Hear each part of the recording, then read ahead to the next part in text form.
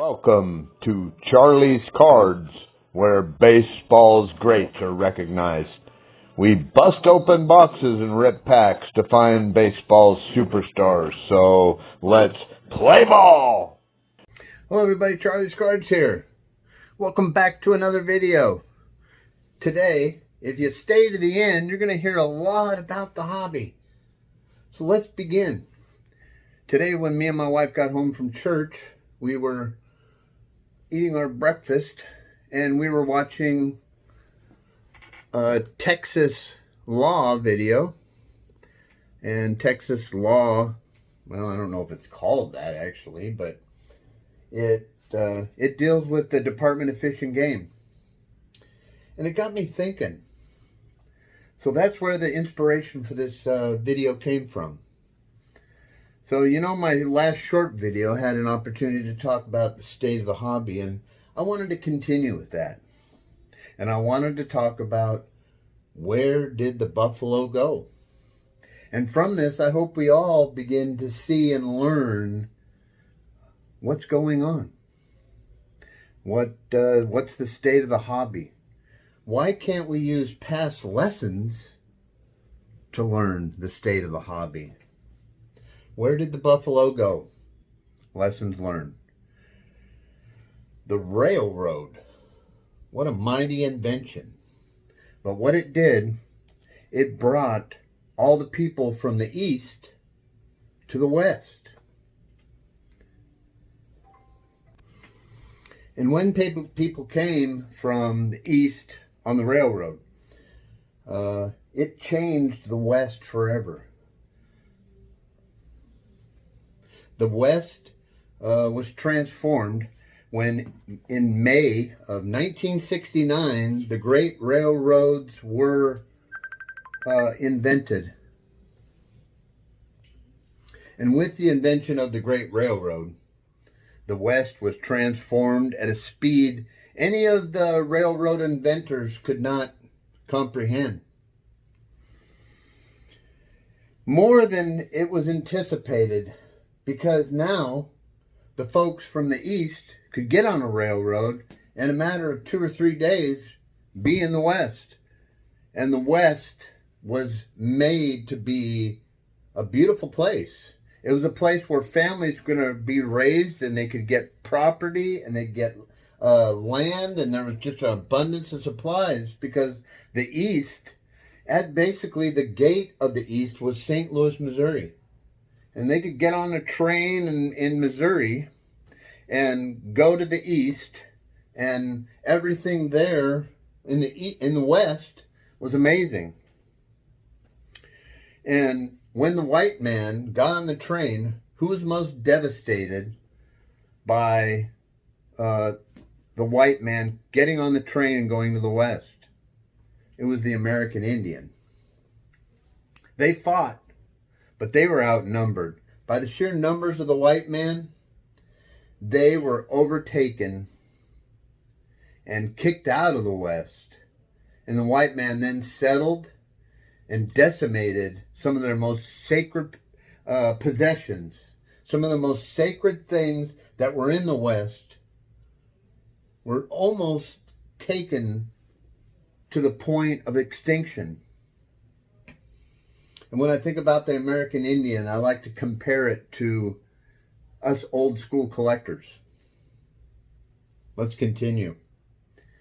The buffalo, the most sacred and privileged hunt, was when you went out and hunt for a buffalo. You came of age as an American Indian hunting buffalo. It was the main staple of the American Indian. And the white man was able to get on a train, ride that train for 2 or 3 days, come to the West, and get as many buffalo as they wanted. Tens of thousands of buffaloes were killed by the white man. And here's a picture of the skulls that were left by the white man. They would take the furs, they would take meat. Sometimes they would even get on a train as an excursion or part of an excursion, a guided ride on a train, where they'd get on a train as advertised, go to the west, find a herd alongside the railroad, slow the train down. Everybody that went along with 100 get out their gun, go up on top of the rail car, and shoot the buffalo just for fun. I mean, literally, the West was riddled with buffalo carcasses just by that fact alone. And who did it affect? It affected the American Indian. The American Indian wanted to preserve the buffalo. So as a preservation method, they would count it sacred. Okay? They would protect the buffalo. They would only take what they needed. They wouldn't take anymore. They wouldn't go into a buffalo herd and decimate the herd, put it in a bag, and take it home. They would only take what they needed. You see where I'm going with this? The main staple of the American Indian was the buffalo. And when the train would load up with white men with rifles and go to the west, literally almost killed the buffaloes to the point of extinction. Load them back on the train as transportation, take them back to the east, and sell them. Another commodity was also gold that was real similar to that. But let's talk about that buffalo. 30 to 60 million buffaloes were estimated to be in the West. And the white man decimated the buffalo to the point where the government had to look at this and go, what are we doing here? Well, at this point, we knew the American Indian was on his way out of the West. We were moving them into reservations. We were killing them, slaughtering them, stealing their women and children as a front to prevent a lot of the armies and people that were hunting the Indians. Just sad story.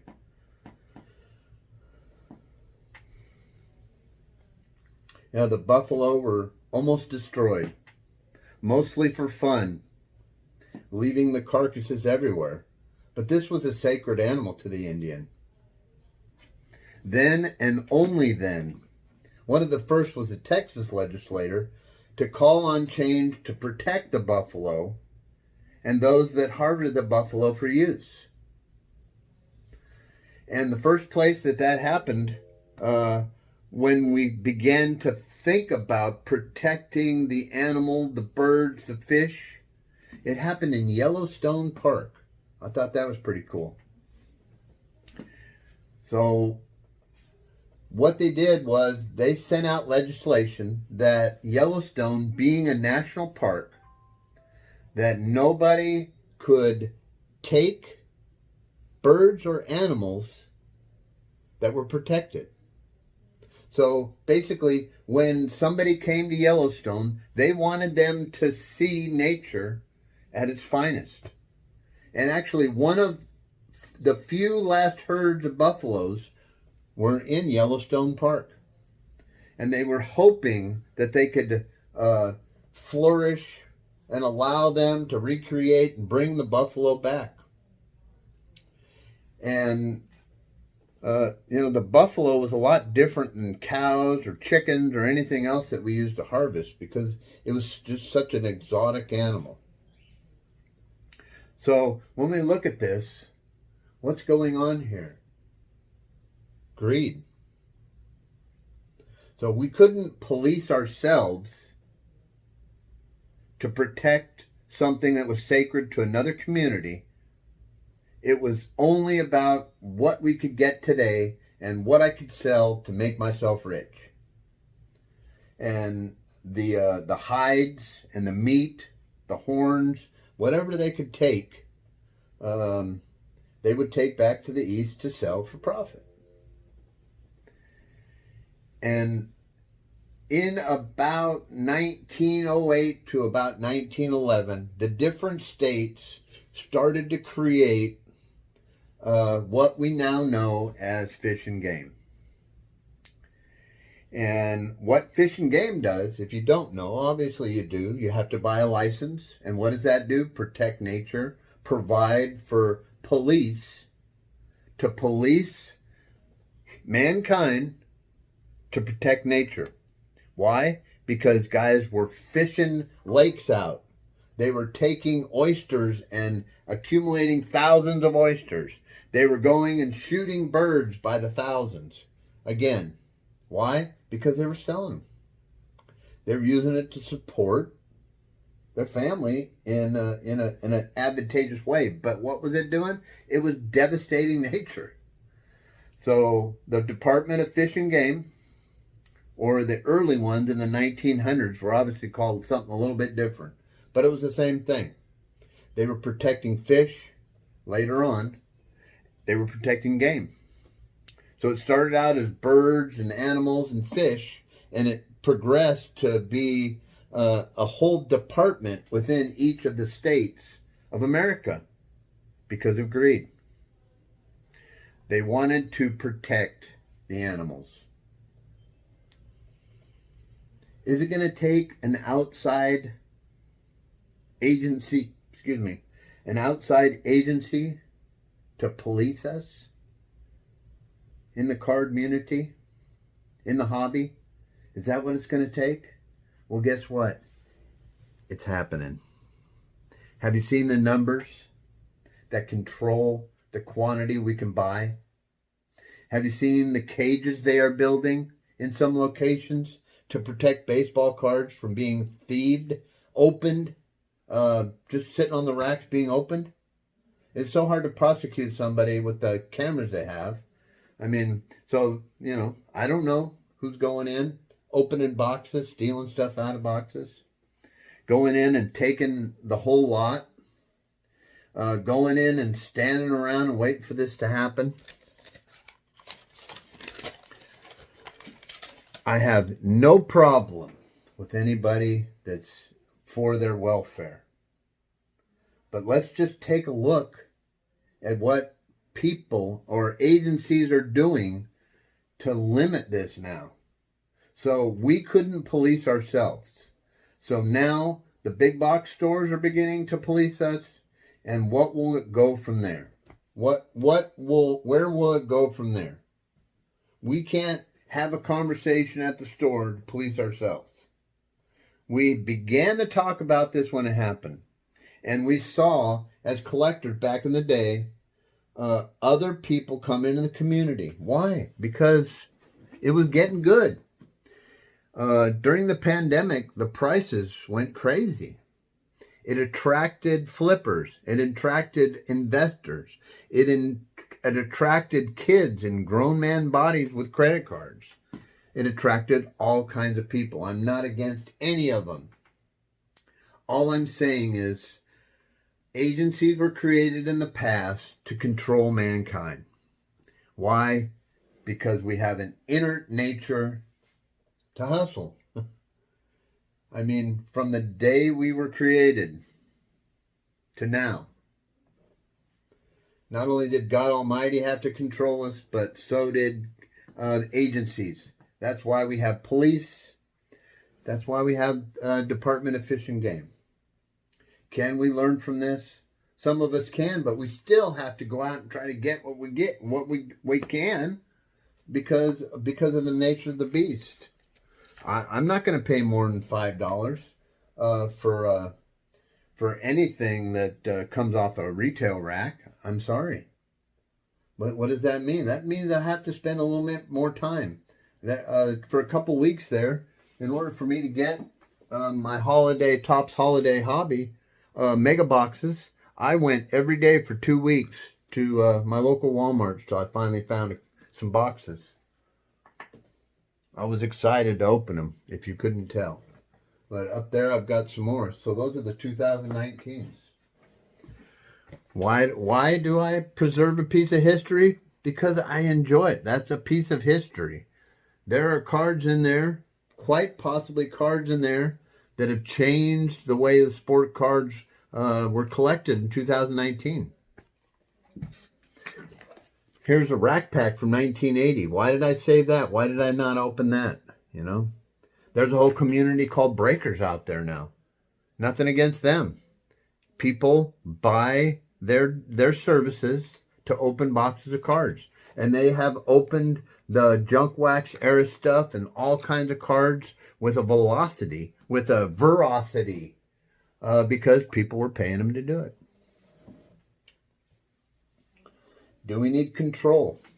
I don't know that they will. I know we can talk about it, and that's all this is. All this is to bring to light where we are in the hobby. And know that that's why they created the Department of Fish and Game, was to protect the speckled trout, protect the spotted owl. Don't know, but it's there. So I hope this inspires you to think about the state of the hobby, because believe me, I love the hobby, and that's why I speak this. Again, I'm not against anybody for what they do. That's entirely your condition. I have to be accountable for who I am and the content I provide. And if I'm going to sell some packs, then I can't double or triple the price. I can't do it. Against me, you can buy my stuff and sell it for double and triple. But I think some of you out there, even though you will not admit it or have gone away from it because you got stuck with a lot of it, and all that's doing is sitting on your credit card. So good luck with that. I don't know if you'll come out and admit, look what I got stuck with. But I'm sure you did. See, that's the difference. I don't feel stuck with this.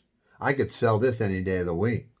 But there's some of it you bought out of ignorance and you got stuck with it. Or you're trying to escalate the price if in a crazy way. I mean, I'm a rookie card collector, and that's why, I buy things like this. This is a 1980 Topps rack pack. What's in here? A Rickey Henderson rookie card. And that's why it's valuable, because people are looking for it. And why do I want to preserve it? Is because there may come a day when there will be no more. And I'll be able to show this on my YouTube channel and say, look, everybody, this is a 1980 rack pack. And they'll be like, wow. And that's what it's all about for me, preserving a piece of history. And that's why I saved the rack packs. That's why I saved the unopened boxes.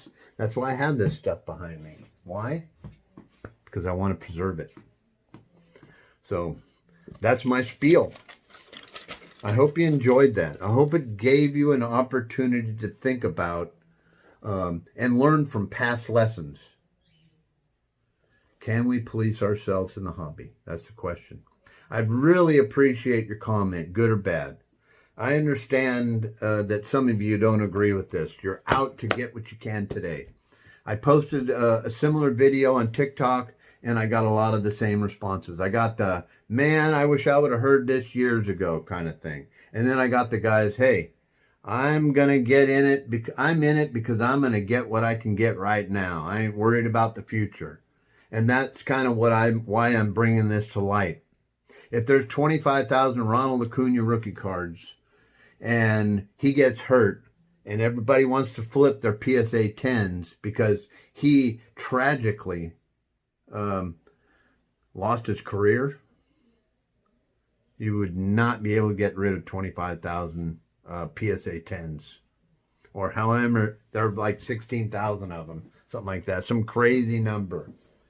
But that's why I'm against grading just standard rookie cards. Grade the numbered cards, grade the autographs, grade the special cards. I don't know why we need to grade a rookie card, just a base rookie card.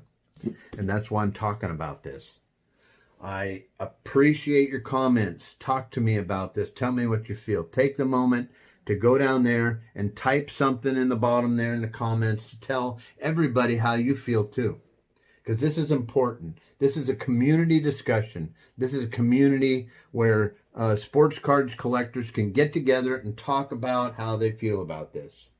Because we have to begin to police ourselves. The big box stores already have. And it's just time we talk about it. So this is Charly's Card, bringing the content to you. I hope you enjoyed it. If you liked what I had to say, even if you didn't, and you want to hear more about it, it's going to come. And subscribe to it. Subscribe to Charly's Cards. I appreciate it. Give me a comment down there. Hit that bell over there in the corner so you know when I got more content coming. And again, give me a comment. I want to know how everybody feels about this. So, put a lot of thought into it. And I thought it was pretty interesting how this lesson that we're going through right now, we've already been through as Americans. We didn't do a good job then. We had to have the government control us. Let's hope we don't have to buy a license to buy trading cards. But it's not out of the question yet. We'll see if it comes.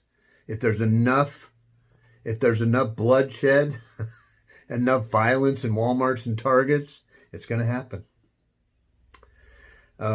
It may even be taken out of the big box stores because they don't make any money on it. They sell the space.